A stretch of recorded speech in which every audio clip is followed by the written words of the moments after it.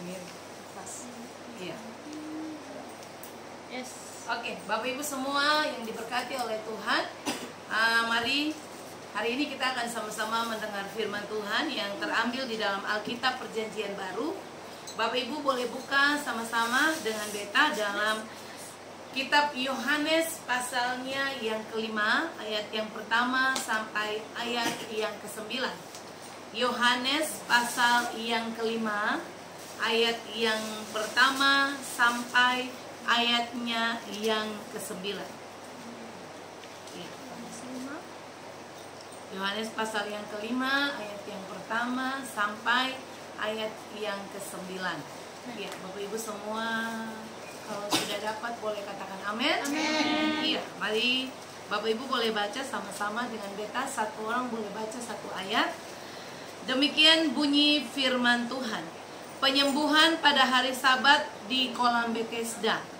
Sesudah itu ada hari raya orang Yahudi dan Yesus berangkat ke Yerusalem.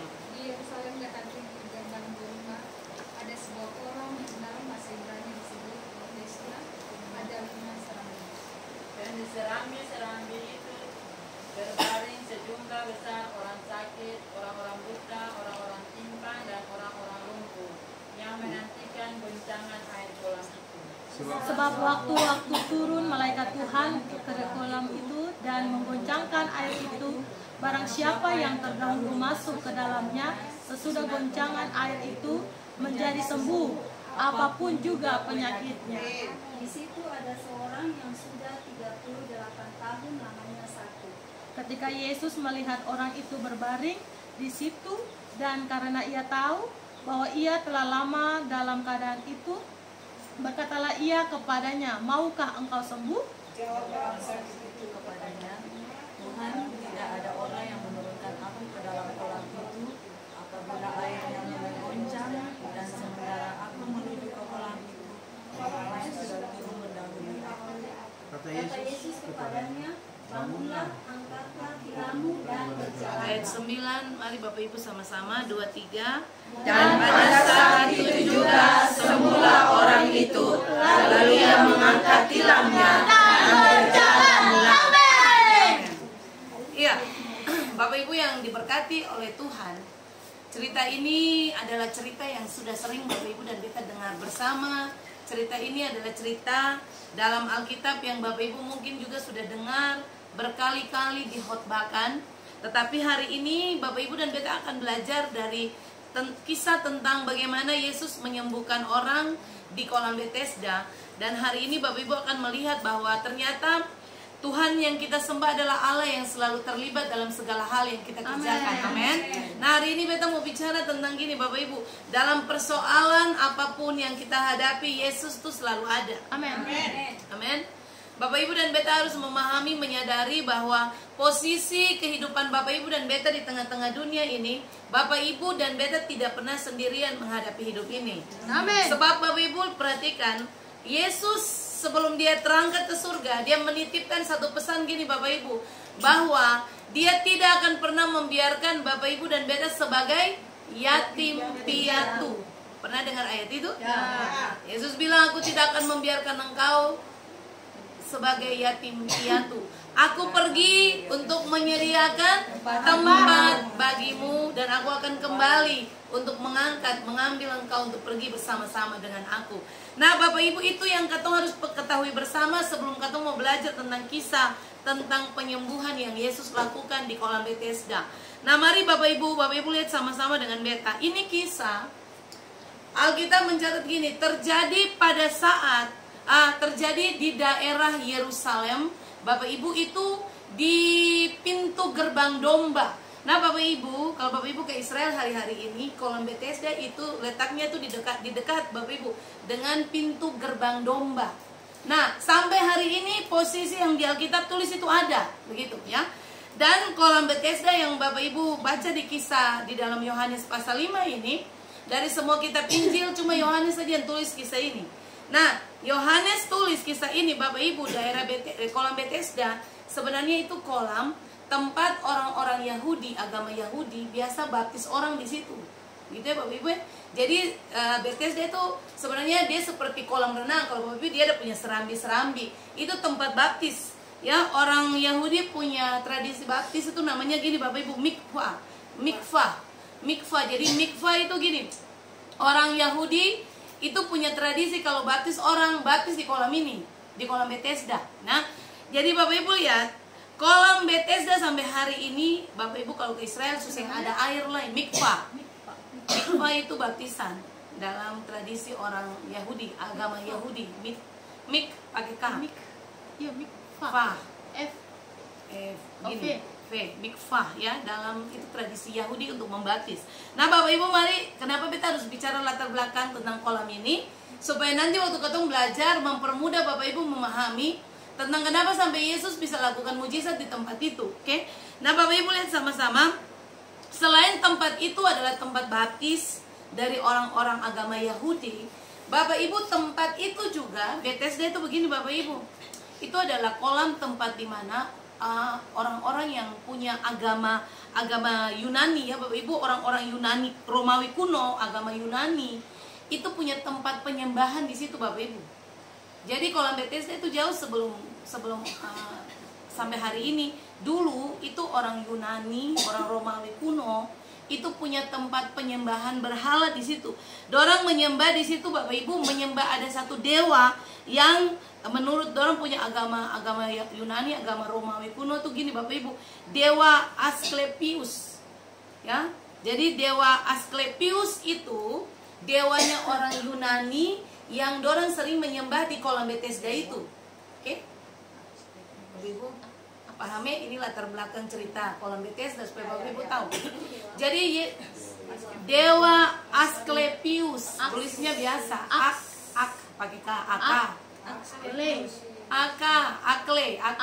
Asklepius. Itu dewa orang Yunani Bapak Ibu ya. Jadi di kolam Bethesda dewa Asklepius itu biasanya dipuja di situ, disembah. Nah Bapak Ibu lihat, dewa Asklepius itu dewa apa? Itu dewa penyembuh orang Yunani. Jadi dewa yang dipuja di situ tuh dewa yang menyembuhkan, dewa kesehatan orang Yunani. Bisa? Oke? Ya, ini dewa kesehatan. Dewa Asklepius itu Bapak Ibu, dia punya lambang tuh ular.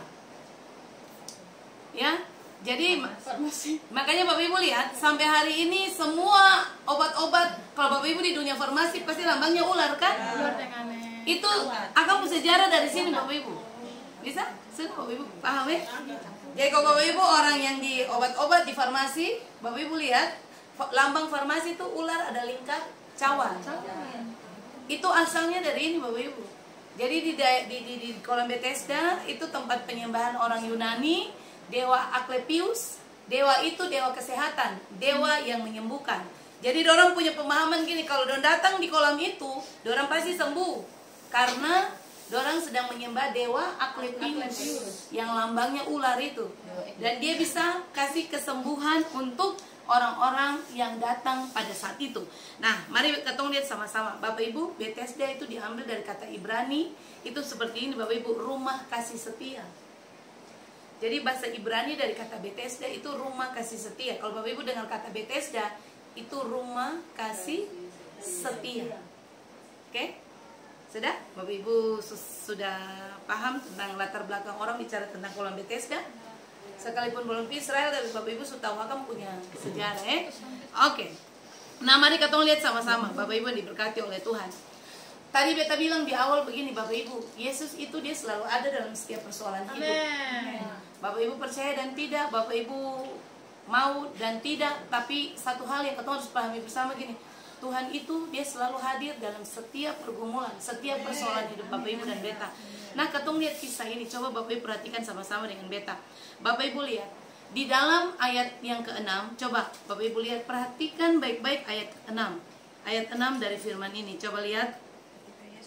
Ketika Yesus melihat orang itu berbaring di situ, dan karena ia tahu bahwa ia telah lama dalam keadaan itu, berkatalah ia kepadanya, maukah engkau sembuh? Bapak Ibu ini cerita, Yesus datang ke daerah Yerusalem dengan tujuan gini, ada hari raya orang Yahudi. Yesus datang tujuannya untuk merayakan hari raya. Tapi waktu Yesus datang, dia mau masuk ke Yerusalem, di depan pintu gerbang domba, dia ketemu Bapak Ibu dengan orang yang sakit sudah 38 tahun terbaring di situ. Bapak Ibu pasti baca di situ, Bapak Ibu tahu ceritanya. Orang-orang yang sakit selalu ditaruh di pinggir kolam Bethesda dengan pemahaman begini, kalau nanti pada saat malaikat Tuhan turun untuk goncang itu air, ada orang-orang yang datang celupkan diri di situ, orang alami kesembuhan. Nah Bapak Ibu lihat, Yesus tahu kejadian itu, Yesus tahu peristiwa itu. Orang yang sakit selama 38 tahun ini, Bapak Ibu, dia adalah satu-satunya orang yang tidak mengalami kesembuhan di kolam itu. Kenapa Bapak Ibu? Karena dia selalu, dia punya keterbatasan gini. Pada waktu air itu digoncang, dia tidak punya ada siapa-siapa yang harus bawa dia duluan. Makanya waktu Bapak Ibu perhatikan, Yesus tawarkan, maukah engkau sembuh? Dia bilang begini, mau, tapi saya nggak ada siapa-siapa yang bisa bawa ke situ. Nah, Bapak Ibu dan Beda perhatikan tentang kisah ini. Yesus datang dalam persoalan orang yang sakit. Dia memahami 38 tahun bergumul dengan sakit itu bukan hal biasa. Betul ke saya? Bapak Ibu dan Beta ada di posisi ini 1-2 tahun bergumul dengan sakit, saya ketemu pasti 38 tahun sakit, itu bukan hal yang biasa Bapak Ibu. Beta semalam waktu merenungkan firman ini dan tadi waktu mau datang di sini, Beta berpikir dalam 38 tahun dia sakit, dia susah percaya Tuhan. Karena lihat, waktu di ayat 7 menjelaskan begini, waktu Yesus tawarkan dia kesembuhan, maukah engkau sembuh? Dia susah sampai di titik begini, ya mau, pasti dalam hati mau, tapi dia bilang apa? Siapa yang harus bawa? Ada di tempat itu. Orang yang menurutkan Bapak Ibu tahu itu jawaban apa? pasrah. Jawaban frustasi, bukan pasrah. Frustasi. Dia frustasi. 38 tahun sakit, semua orang bisa sembuh, masa beta sendiri sih sembuh. Hanya cuman karena begini, saya nggak ada orang yang bawa, saya nggak ada orang yang datang tolong bawa ada di tempat itu. Tapi Bapak Ibu lihat hebatnya Yesus begini. Hal pertama gini Bapak Ibu, kalau Bapak Ibu lihat dari cerita ini, untuk Bapak Ibu dan Beta bisa lihat bahwa betul-betul Tuhan itu terlibat dalam ketemu punya pergumulan, persoalan hidup. Coba perhatikan, hal pertama yang ketemu harus pahami begini Bapak Ibu. Yesus selalu melihat apa yang sedang terjadi dalam hidup kita. Amin. Ayat 6 bilang apa? Yesus melihat orang itu. Ya, Bapak Ibu lihat ayat 6, Alkitab bilang apa? Yesus berbaring di situ. Oke, stop di kata itu. Bapak Ibu garis bawahi kata melihat itu. Yesus melihat orang itu berbaring di tempat itu. Nah, Bapak Ibu kata melihat yang dipakai di dalam ayat ini itu diambil dari kata Yunani horao. Horao. Jadi Alkitab kasih tahu begini, Bapak Ibu, waktu Yesus sampai di depan pintu gerbang domba di daerah Bethesda, kolam Bethesda, Yesus horau. Yesus melihat orang yang sakit 38 tahun yang terbaring itu di tempat itu, Bapak Ibu. Bapak Ibu, arti kata horau itu begini Bapak Ibu. Yesus bukan saja sekedar melihat dia biasa-biasa Bapak Ibu. Jadi waktu Yesus lihat orang itu, dia horau. Dia bukan sekedar hanya sebatas lihat. Tapi horau punya pengertian begini Bapak Ibu. Yesus melihat dalam kapasitas begini Bapak Ibu. Dia benar-benar merasakan, dia benar-benar memposisikan diri dengan orang yang sudah sakit selama 38 tahun ini. Amin. Bapak Ibu lihat itu. Bapak Ibu kemarin beta bilang ketemu punya Tuhan itu Tuhan yang selalu menyelidiki segala sesuatu. Kalau dia lihat segala sesuatu itu dia bukan lihat dengan pandangan biasa. Dia selalu melihat dengan pemahaman, dengan kapasitas begini, memahami, lalu memposisikan diri seperti orang itu, lalu merasakan apa yang orang itu sedang rasakan. Amin. Itu yang Yesus sedang lakukan. Yesus horau.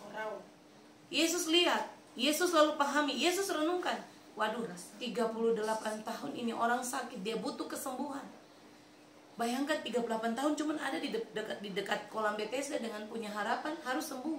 Tapi 38 tahun sing sembuh-sembuh Bapak Ibu. Bayangkan Bapak Ibu, coba Bapak Ibu berpikir sejenak tentang bagaimana keadaan orang itu. Pada waktu Yesus sampai, Yesus horau. Yesus mempertimbangkan apa yang dia lihat. Kasihan sekali orang ini. Nah, Bapak Ibu yang diberkati oleh Tuhan, coba Bapak Ibu perhatikan sama-sama dengan beta. Yesus itu dia adalah Tuhan yang begini Bapak Ibu, dia tidak tahan kalau Bapak Ibu dan beta menderita. Beta selalu bilang ini ulang-ulang dalam setiap ketemu punya pengajaran. Beta mau supaya Bapak Ibu menempatkan cara berpikir Bapak Ibu tentang Tuhan yang ketemu sembah hari-hari ini sebagai Tuhan yang berempati tinggi. Tuhan yang selalu melihat Bapak Ibu dan beta punya pergumulan hidup. Tuhan yang selalu melihat Bapak Ibu dan beta punya air mata. Tuhan yang selalu melihat Bapak Ibu dan beta punya tekanan hidup dengan horau. Amin. Dia melihat, lalu dia memposisikan diri, dia memahami, dia merasakan apa yang sedang Bapak Ibu rasakan. Amin. Amin. Nah, Bapak Ibu lihat. Kalau Bapak Ibu baca di dalam Alkitab, di dalam kisah tentang bagaimana Yesus menyembuhkan orang yang mata buta, Bapak Ibu kalau baca kisah itu di dalam Yohanes pasal 9. Coba Bapak Ibu tolong satu orang baca Yohanes 9 ayat 6 sampai 7. Coba lihat ayat itu. Setelah ia mengatakan semuanya itu, ia meludah ke tanah, mengaduk ludahnya itu dengan tanah, lalu mengoleskannya pada mata orang buta tadi. Ya, Bapak Ibu lihat. Yohanes pasal 9 dan Yohanes pasal 5 itu Yesus punya cara untuk menyembuhkan orang itu berbeda ya. Kalau di kasus yang mata buta ini Bapak Ibu, Yesus kasih instruksi. Yesus bilang, "Pergi basuh diri di kolam Siloam." Tapi di kasus Bethesda Yesus yang perintah begitu ya. Yesus langsung tawarkan kesembuhan. Maukah engkau sembuh? Betul gak, Seng? Kalau di Siloam, Seng, Yesus suruh, pergi sudah, basuh diri di kolam Siloam. Saya pasti melihat. Nah, mari kita belajar. Mengapa Yesus melakukan hal itu seperti kayak berbeda-beda? Padahal metode yang dia pakai sama, begitu ya. Tapi dia punya perlakuan beda. Satu dia suruh pergi basuh diri, satu padahal dekat kolam sama-sama. Dia Seng suruh, pergi mandi di dalam kolam Bethesda. Tapi dia cuma bilang, maukah engkau sembuh? Ada pertanyaan itu yang Yesus bilang. Nah, Bapak Ibu lihat. Hal pertama kita harus ketahui, tadi beta bilang di awal begini. Yesus itu dia Allah yang melihat. Dalam semua pergumulan hidup kita, dalam semua kesesakan kita, dalam semua tekanan hidup, dalam semua sakit kita, Yesus selalu berempati. Dia melihat Bapak Ibu dan beta dengan hati yang benar-benar memahami, merasakan, dan dia benar-benar tahu apa yang sedang Bapak Ibu dan beta butuhkan. Yang kedua, gini Bapak Ibu, yang kedua yang ketemu harus pahami bersama. Waktu dalam ketemu punya pergumulan hidup, Bapak Ibu lihat, Alkitab bilang di ayat 6 begini, setelah Yesus melihat apa yang Yesus lakukan, Yesus tahu. Ada kata ia tahu di situ? Ia tahu, ayat 6, coba lihat ayat 6. Ia melihat orang itu berbaring di situ dan karena ia tahu. Bapak Ibu kata ia tahu, Bapak Ibu garis bawahi kata itu diambil dari kata Yunani ginosko. Ginosko itu punya pengertian begini Bapak Ibu. Yesus menyadari bahwa orang itu sangat butuh kesembuhan. Amin. Yesus ginosko.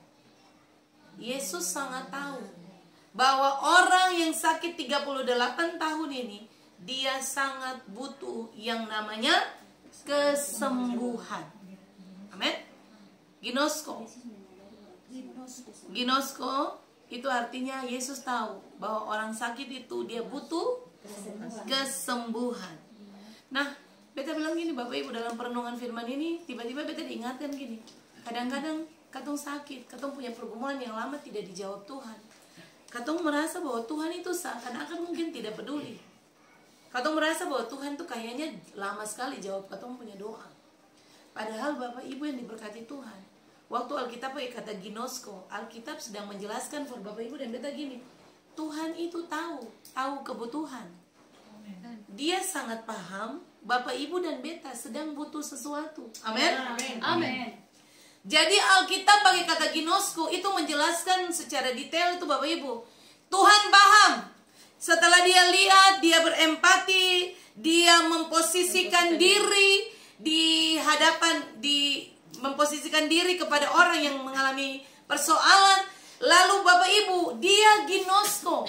Dia tahu begini Bapak Ibu, oh orang ini lagi butuh sesuatu, orang ini lagi butuh kesembuhan, orang ini lagi butuh, beta harus jawab dia punya doa. Amin.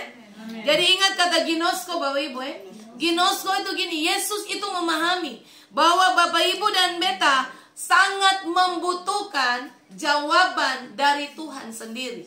Membutuhkan kesembuhan, membutuhkan Tuhan jawab doa, membutuhkan Tuhan lihat keturun punya persoalan hidup.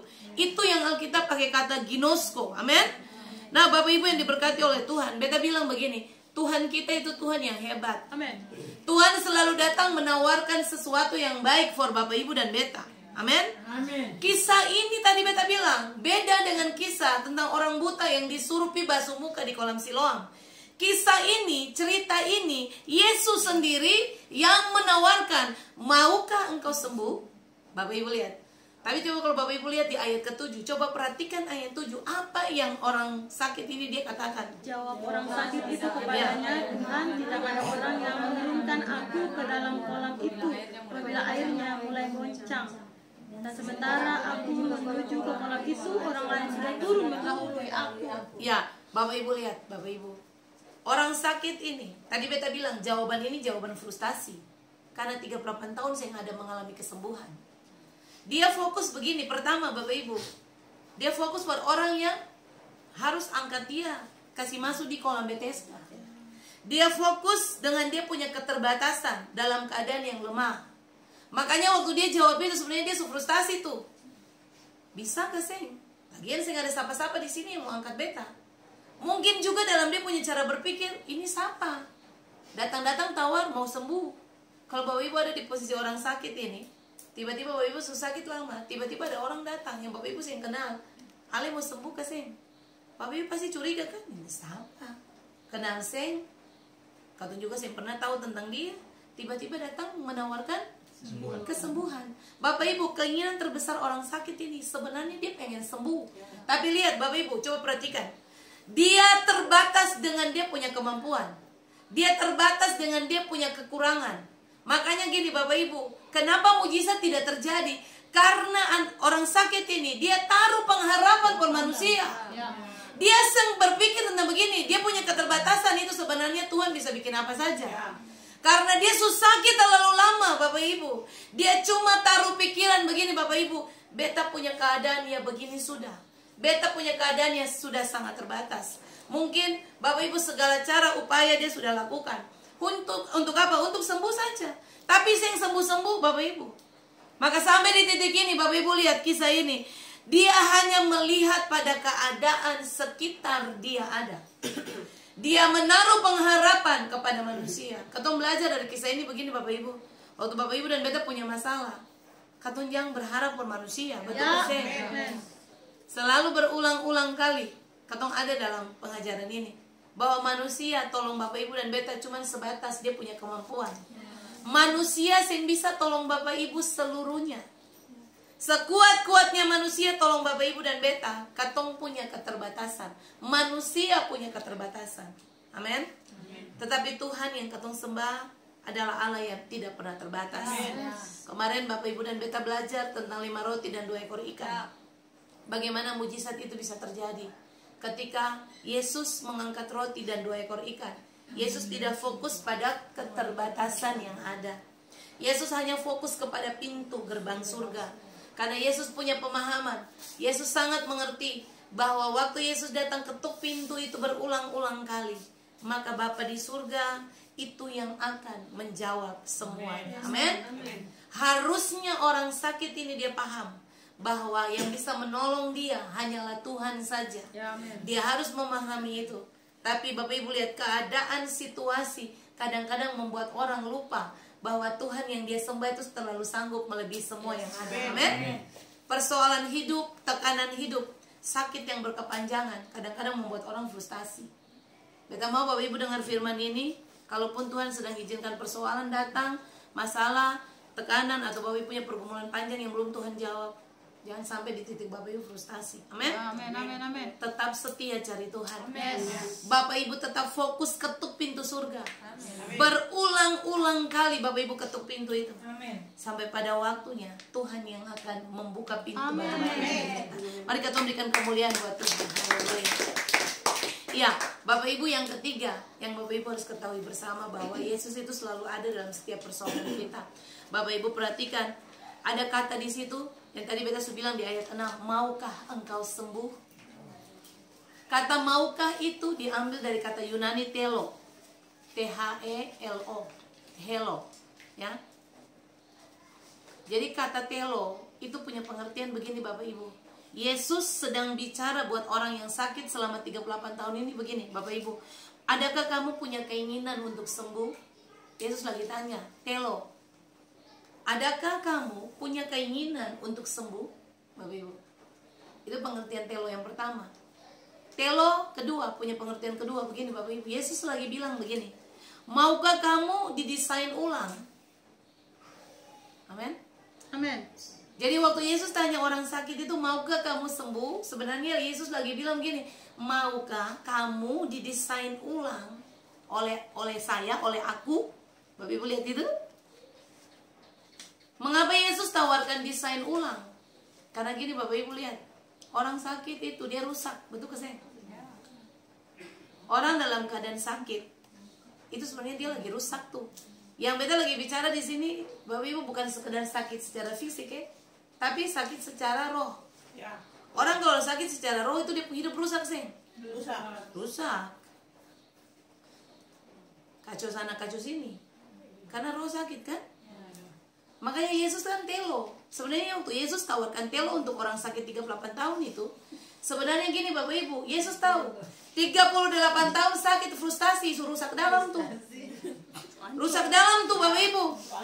Secara fisik sakit, secara mental terganggu. Betul kan? Betul toh? Makanya waktu Yesus pakai kata telo, Yesus tahu banget begini Bapak Ibu. Oh, dia ini sakit fisik, sakit mental, sakit jiwa, sakit semua dia. Amin. Coba Bapak Ibu berpikir ulang deh Beta. Orang kalau punya masalah yang tidak terselesaikan bertahun-tahun, dia gila kah? Dia stres kah? Dia bagaimana? Stres. Makanya kan aneh-aneh kan? Stres. Makanya Yesus bilang, kalau sampai Yesus tawarkan, maukah kamu sembuh? Yesus lagi bilang, maukah kamu telo? Mau telo? Gitu. Mau beta apa namanya? Mau beta desain ulang. Kamu punya hidup ke sih? Begitu. Nah, Yesus tanya, Bapak Ibu, mau? Bapak Ibu lihat, orang-orang yang punya banyak persoalan hidup, itu pasti dia stres, dia depresi berat. Jadi kalau Bapak Ibu berhadapan dengan orang-orang tipe gini, paham saja bahwa orang ini sudah sampai di titik depresi tingkat tinggi. Nah, harusnya dorang membuka diri supaya Tuhan telo. Begitu ya? Harusnya kalau dorang menyadari bahwa dorang sedang sakit, sedang dalam frustasi tingkat dewa, harusnya dorang membuka diri untuk telo. Yesus desain ulang hidup dorang. Amin. Karena dia adalah desainer yang paling agung, cuma Tuhan Yesus. Bapak Ibu punya kehidupan mau rusak model apapun, Yesus bisa telo. Yesus bisa desain. Asal gini, Bapak Ibu buka hati. Asal Bapak Ibu mau merendahkan hati. Amin. Orang sakit ini dia paham Bapak Ibu, dia lagi butuh kesembuhan. Cuman begini Bapak Ibu, dia itu karena sudah taruh harapan bermanusia. Dia sulit, dia punya keterbatasan. Makanya waktu Yesus tanya lain, dia jawab lain. Yesus tanya, kamu mau telo? Kamu mau saya desain ulang kamu punya hidup? Dia bilang, Tuhan, tapi di sini sih ada siapa-siapa yang bisa bawa beta. Yesus tanya lain, dia jawab lain. Ini orang sakit Bapak Ibu. Jadi kalau orang yang otak-otak serada-rada sakit, kadang-kadang sih nyambung, gitu ya. Lihat kisah ini toh. Tuhan tanya lain, bikin lain. Tuhan tanya kamu mau sembuh, cukup kan? Dia jawab saja kan? Tidak. Mau atau jawab saja tidak Tuhan. Tapi dia bicara panjang lebar. Coba Ibu baca ulang. Baca ulang ayat 7. Coba. Dia bilang apa? Itu kepadanya, Tuhan, tidak ada orang yang menurunkan aku ke dalam kolam itu apabila airnya mulai goncang Dan sementara aku menuju ke kolam itu, orang lain sudah turun mendahului aku. Bapak Ibu, coba Bapak Ibu cermati kata itu. Bapak Ibu pikir, waktu itu Yesus yang tahu bahwa keadaan dia, sehingga ada orang yang bawa dia. Yesus tahu Bapak Ibu. Yesus yang butuh penjelasan panjang lebar bahwa yang ada orang bawa, kalau air kolam goncang, siapa yang mau bawa, orang lain su turun, dong su sembuh, beta belum. Ini orang stres. Bapak Ibu dia stres banget. 38 tahun dalam sakit dia stres Bapak Ibu. Dalam tekanan, dalam persoalan. Makanya Yesus tanya, harusnya dia cuma bilang begini, ya Tuhan, beta mau sembuh. Atau dia bilang, tidak Tuhan, beta tidak butuh sembuh. Selesai kan? Pertanyaan itu kan simpel. Harusnya dijawab simpel. Kesimpulan begini, kalau orang dalam keadaan stres, Bapak Ibu bicara tidak nyambung. Gitu ya? Bapak Ibu bilang A, jawabnya B. Bapak Ibu lagi punya pemahaman yang di sini, jawabnya di sini. Katong lagi bicara yang lain, dia sudah tanggapi yang lain. Oke?